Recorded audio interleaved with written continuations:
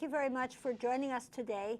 My name is Marian White, and with me is my co-host since I think the Renaissance or something, right? Ken Bialo. Since the Middle Ages. Middle Ages. Yes. Well, those were fun times, they weren't were. they? You know, we were middle-aged in the Middle Ages. I mean, how much fun was that? So what are we going to talk about tonight? First, I just need to remind people why you're an expert, because you were mayor in the village of Larchmont for 4 years and a trustee on the Larchmont Village Board for 11, plus you were also a member and head of committees and commissions. Yes, and how about you? So you are an expert, right? No. Yes. Yeah, you're a trustee. You can't get away from that. I've dabbled. Yeah, no, you're head of the Republican Party. Oh, sorry. Where did that go? I wasn't supposed to say anything about that. Okay. All right.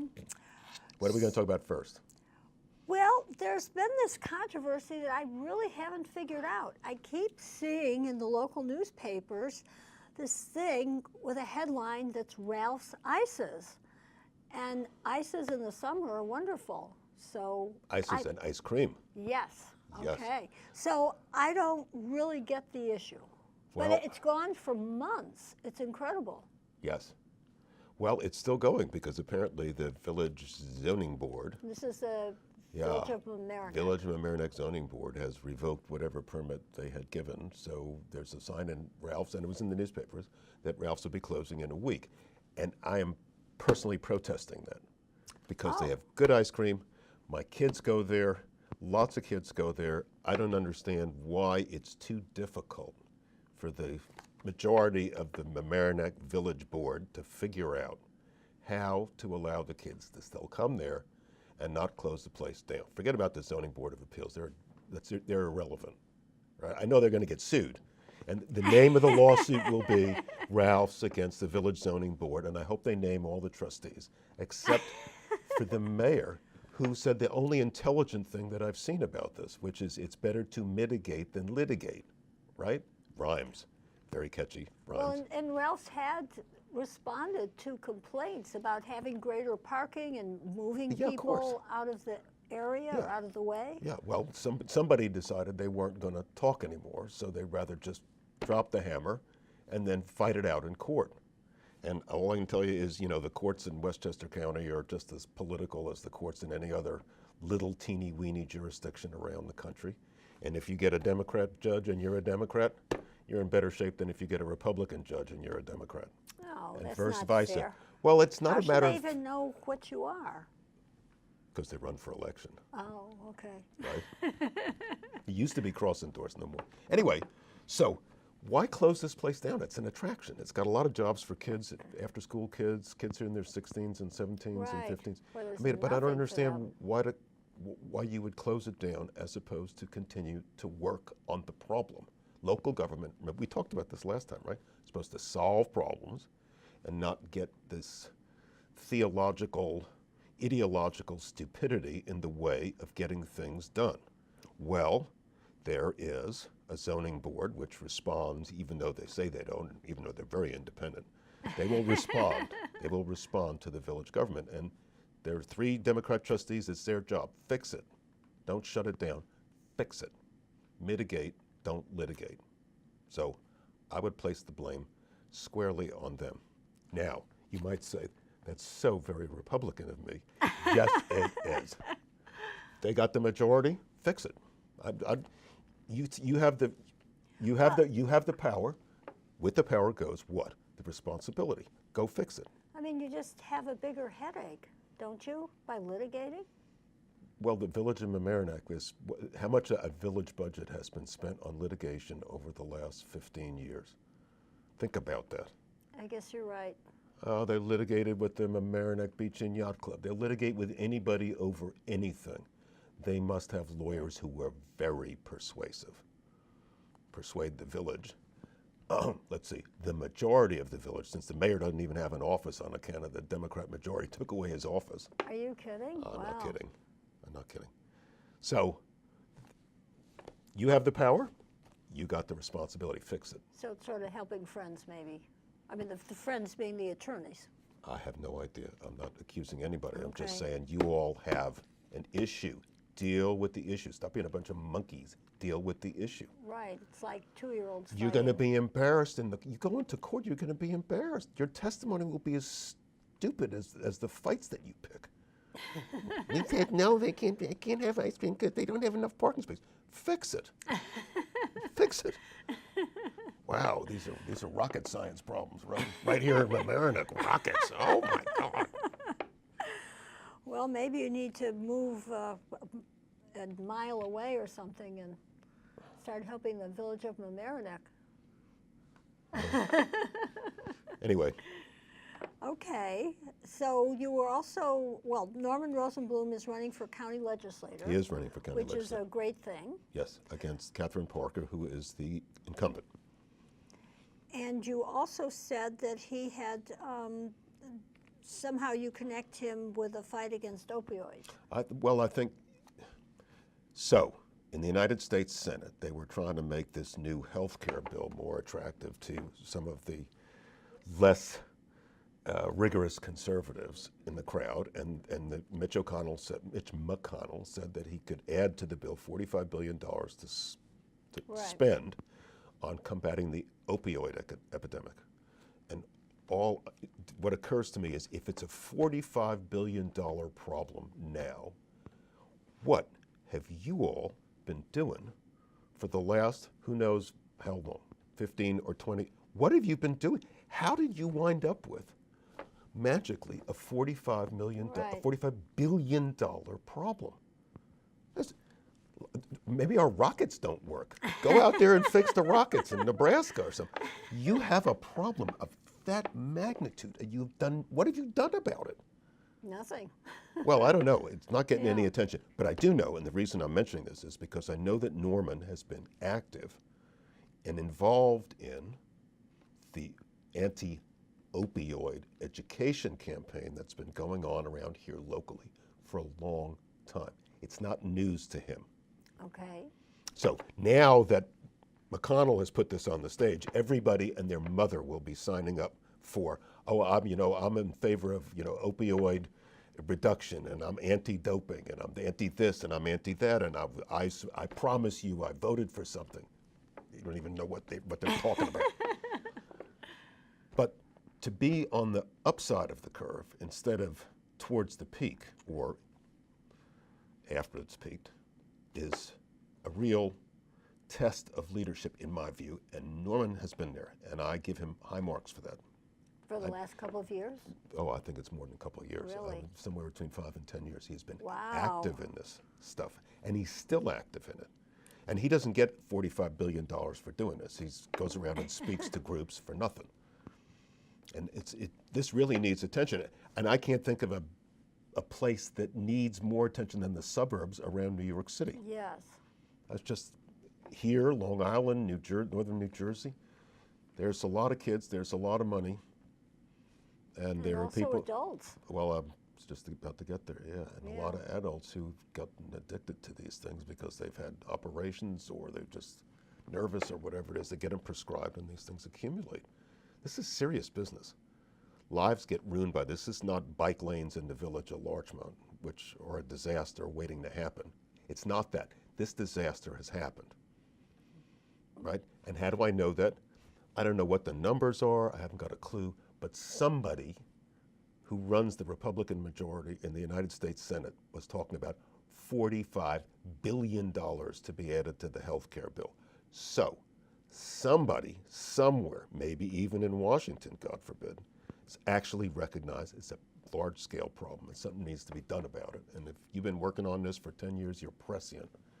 And we need your help and we need your leadership. Well, so that would be great if he could get to the county legislature. And I'm pointing out something that I think is an important thing that people should be thinking about, and I'm not picking sides. Well, that's great that he's been sensitive to that. Yes. Yeah, I think so. Okay, well, good for Norman, and I certainly thank him. We thank him. We should thank him. That's right, all of us. Then you wanted to talk about bridge naming. What would get you going about bridge naming? I read somewhere today that the governor of New York State, whose last name is Cuomo, Yes. wants to rename the subway and train system around New York, The whole? the whole thing, the Mario M. Cuomo Disaster Mass Transportation I don't think that was quite. Agency. That's what I heard. And I can't think of a bigger disaster as I'm sitting here right that now. should be the current name. But no, I'm not talking about military disasters. I'm not talking about crazy stuff. I'm talking about just plain old government operations. Right. What is worse? I know this because I ride them every day, at least 2 ways, sometimes 4 times a day, sometimes 6 times a day.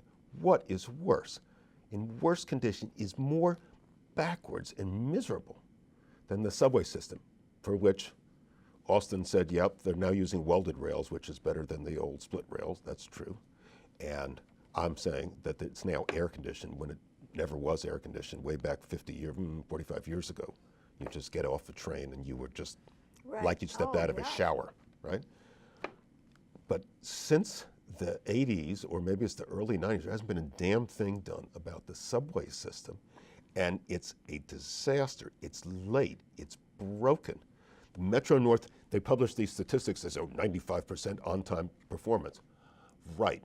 So if you added up all of the time that you were late, 20 minutes here, 15 minutes there, and so on, that would be a better measure, in my view, than somebody saying, oh, well, 95% of our trains are within 10 minutes of their scheduled time. 10 minutes of your scheduled time, how is that on time? It's a 30-minute trip. You're 30% late. I mean, really, it's nuts. So instead of naming that bridge that's costing the taxpayers $4 billion, Okay. and as to which the governor figured he would protect the commuters in Rockland so long as he expected to be in office, which is to 2020, and after that, who knows what it's going to cost, $12 a trip, $15 a trip, who knows? That same governor who spent all of that money, why has he not spent any money on the New York City transit system? Oh, because that's run by the MTA. Oh, who appoints the people to the MTA? The governor. Who can make the MTA do things that even they haven't thought about? The governor. So I'm suggesting, instead of naming that fancy new bridge that costs $4 billion and the tolls for which we won't know anything about, which is what he bribed some people to do, right? To name this the Mario M. Cuomo Bridge, which is actually the Tappan Zee Bridge, right? Yeah, who's going to call it that? Pitiful, pitiful. Instead of doing that, name the subway system after him because he helped to produce it, and his son has been instrumental for 8 years in doing not a blessed thing. He's got a $20 billion affordable housing program. He announced that. Big banner headlines in the Gannett newspaper, for whatever that's worth. Banner headlines, $20 billion. He's got that. He's got legislation about gay marriage. He's got this. He's got that. He's got everything. What about the 4 million people a day who take the subway system? What? You hear anything? No. Here's what you hear. You hear the squeaking of the wheels as the trains pull into the station, enough to make you deaf. Well, doesn't Mayor de Blasio also have something to do with the MTA? No. Mayor de Blasio is in Germany, reveling with the protesters, protesting the United States of America. He's in Germany. He can't be bothered with stuff, nor can he be bothered to come home to a funeral, right? To come home in time of emergency when one of his police officers shot in the face, right, in her car. Just can't be bothered. In the police car. He can't be bothered. He's protesting the G20. Well, it's just, I think one of his fixes for the subway was to buy more cars. But of course, cars aren't the problem, it's the tracks. The system was built in the 1890s and the early 1900s. Right. Built and completely ignored until the 60s, just like the commuter railroads were ignored. Remember the old Penn Central that went bankrupt, operating commuter trains in bankruptcy? Straw seats. I rode those trains when the seats were straw and they swung from one side to the other side, right? I was in Chicago. There then weren't when they even did it. fans. There weren't even fans. I mean, things were just completely backwards. So that was in the 70s, and there's been a lack of investment. You can name a bridge after your dad, and buy some Republican guy in the middle of the Hudson $10 million for his museum, right? Talk about lack of backbone, really, really. But what can you do about the subway system? Well, you could make some investment. Instead of $20 billion for affordable housing, how about $16 billion for affordable housing and $4 billion for the subway system?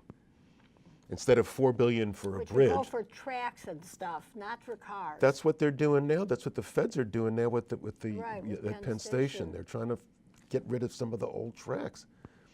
I mean, Right. this stuff has just been ignored because nobody's roaring. And whoever runs against Governor Cuomo next year, if he runs, because he is running for president, he might not want to be sidetracked with the governor race. But if he runs for governor, boy, I would be screaming about this. It's just brutal. And the headlines every day in either the news or the Post have something to do with some derailment somewhere, some accident somewhere. Come on.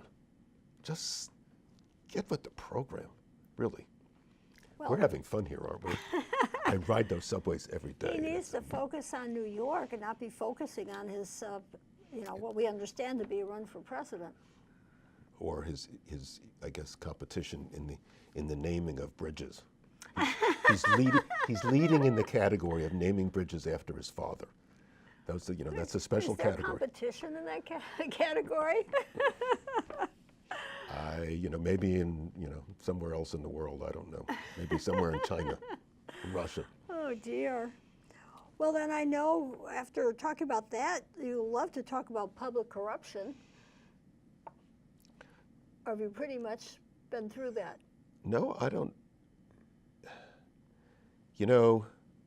Public corruption is something that the governor of this state said in January was #1 on his legislative agenda. Really?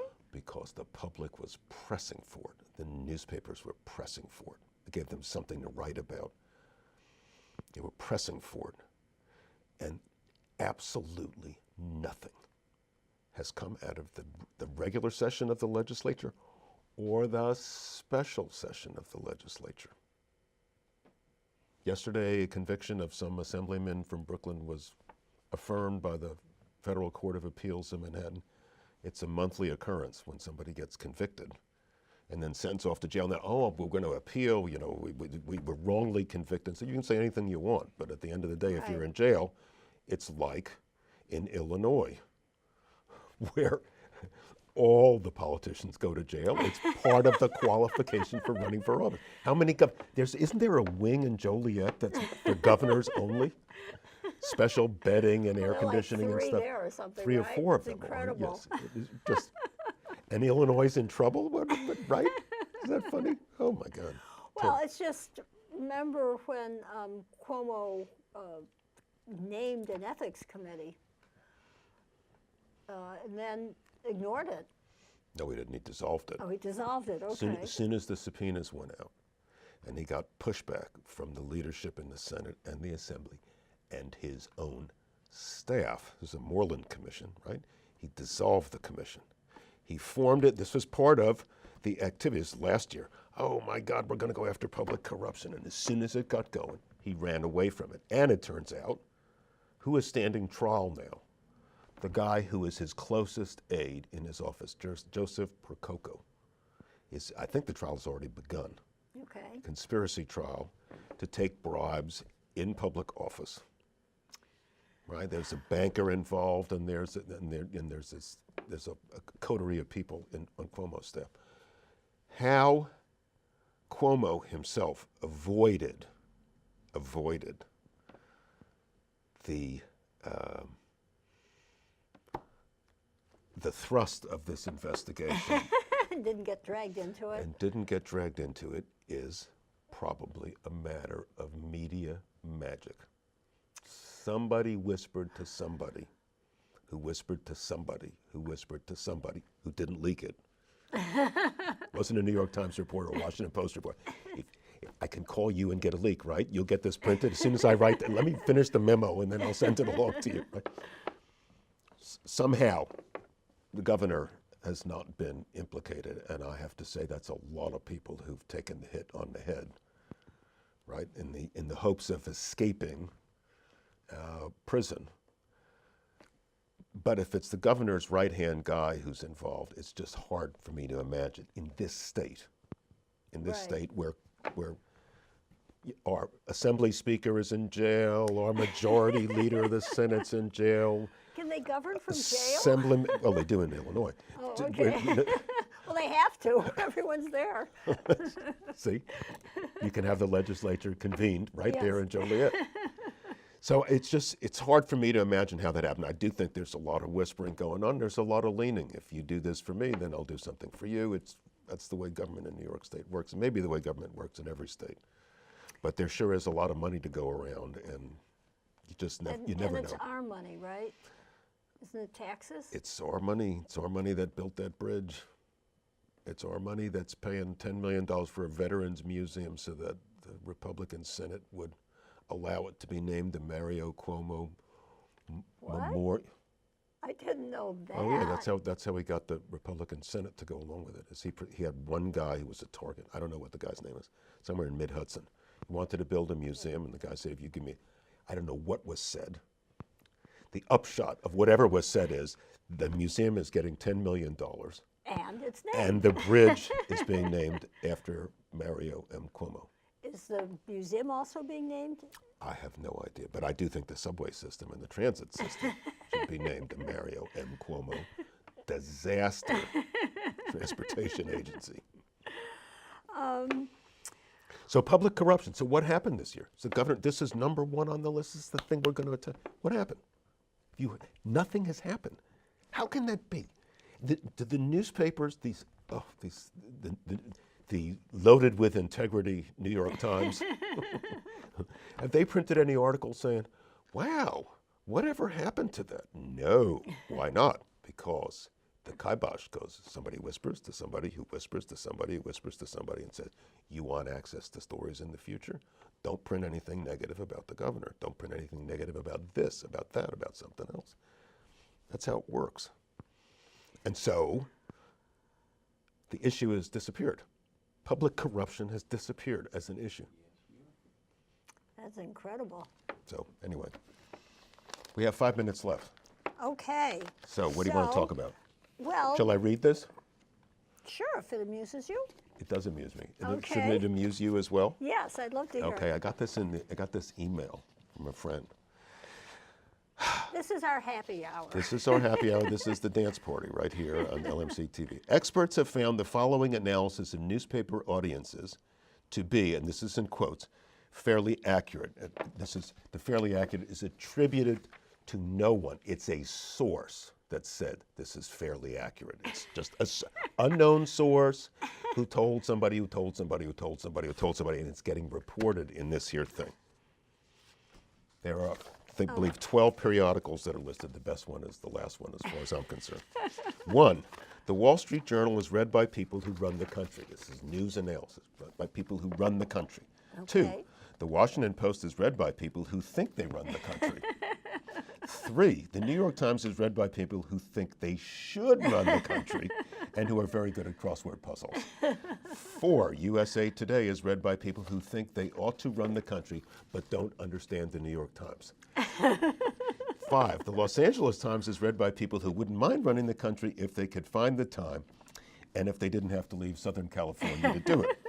6, the Boston Globe is read by people whose parents used to run the country. 7, the New York Daily News is read by people who aren't sure who's running the country and don't really care as long as they can get a seat on the subway train. 8, the New York Post is read by people who don't care who is running the country as long as they do something really scandalous, preferably while intoxicated. 9, I love this. This is one of my favorites.